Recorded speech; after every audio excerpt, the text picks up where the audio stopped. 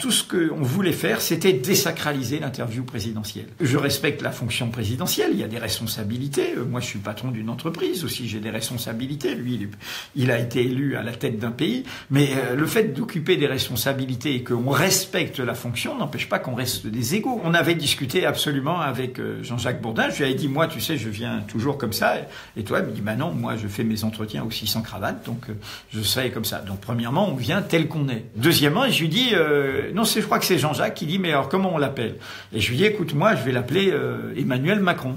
Voilà. Et donc, on a convenu, il me dit, bah oui, moi, je vais lui dire Monsieur le Président au début, mais après, on l'appellera Emmanuel Macron. Voilà, ça me paraît... ce Monsieur le Président, vous voyez, déjà, on a pris plusieurs secondes de trop. Déjà, Emmanuel Macron, c'est un peu long. Mais en fait, c'est le côté...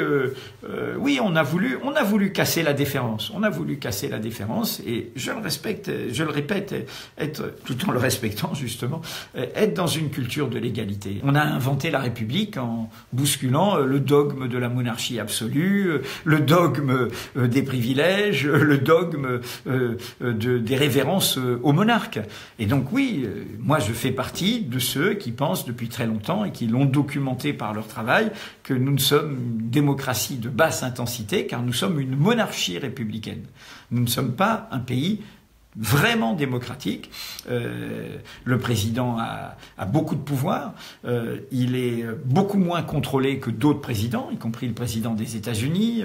Le pouvoir, ça c'est une question que j'avais prévue, le pouvoir du Parlement est très soumis au pouvoir exécutif. Et donc oui, moi je voulais marquer ce symbole. Je dis, moi je voulais une interview d'égal à égal.